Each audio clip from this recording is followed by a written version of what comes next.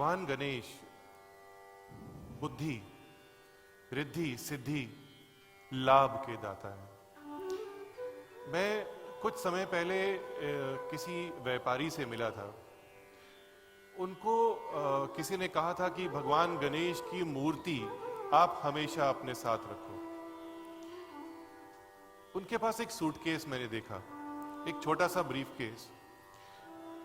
मुझे उन्होंने दिखाया कि बहुत चिंता है व्यापार में, बहुत बिजनेस में, बहुत प्रॉब्लम्स हैं, लेकिन जिस दिन से भगवान गणेश की स्तुति करता हूं मेरे मन में शांति है और मुझे कोई भी तकलीफ नहीं होती। लेकिन क्या था, उस ब्रीफकेस में भगवान की एक मूर्ति थी और वो जहां पर भी जाते थे, देश जाते थे, विदेश जाते थे, उस मूर्ति को अपने साथ ले जाकर के टेबल पे रख देते थे।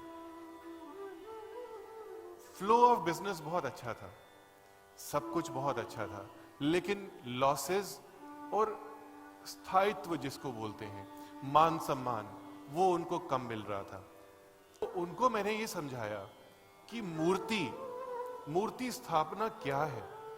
क्या हम भगवान तो बहुत भारी हैं। सबको ये स्टोरी मालूम है कि भगवान गणेश बहुत भारी हैं। माँ पार्वती के साथ और कार्तिकेय के साथ उनका कंपटीशन हुआ था कि भारी कौन, तो भगवान गणेश सबसे भारी निकले थे। तो इतना वजन लेकर के ट्रेन्स में, काफी समय पहले की बात है, फ्लाइट्स में, कोई भी ऑस्पिशियस जगह नहीं, लेकिन भगवान को वहां रख देना। तो मैंने उनको कहा कि आप अपनी बिजनेस बुक पे स्वस्तिक का चिन्ह बनाइए। जहां पर जाते हैं वर्बली आप स्वस्तिक का चिन्ह बनाइए। स्वस्तिक 10 दिशाओं को बैलेंस करता है। भगवान गणेश की जितनी भी दिशाएं हैं वही हम अपने जीवन में लेकर के आते हैं। हर दिशा का कोई ना कोई अधिपति है, हर दिशा का कोई ना कोई ग्रह है।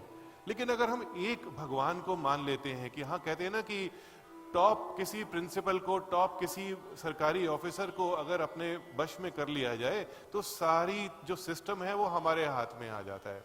तो भगवान गणेश को अगर आप प्रसन्न कर लेते हैं, स्वस्तिक बना लेते हैं, घर के दरवाजे के बाहर, ऑफिस में, गाड़ी के ऊपर और कहीं पर भी स्वस्तिक का यूज बहुत शुभ माना जाता है। रोली लेनी है, उसमें थोड़ा सा तेल मिलाना है ताकि स्वस्तिक टिक जाए, 1 हफ्ते में उसको आप नया करें तो आपकी काफी सारी प्रॉब्लम्स सॉल्व हो जाएंगी। यहां पर मैं एक बात और बोलना चाहता हूं, गाड़ी के अंदर भगवान की मूर्ति हैंग कर दी जाती है। आजकल बहुत प्रचलन है, हनुमान जी को टांग दिया जाता है। चाइना से हनुमान जी बन के आ रहे हैं और उनको टांग दिया जाता है। वो करना बिल्कुल भी शुभ नहीं है। जैसे ही झटका लगा, हनुमान जी सीधा गाड़ी के शीशे के साथ टकराते हैं। किसी भी भगवान को उनकी छवि हमारे मन मस्तिष्क में होनी चाहिए। जरूरी नहीं है कि हम उसे कैरी कर पाए।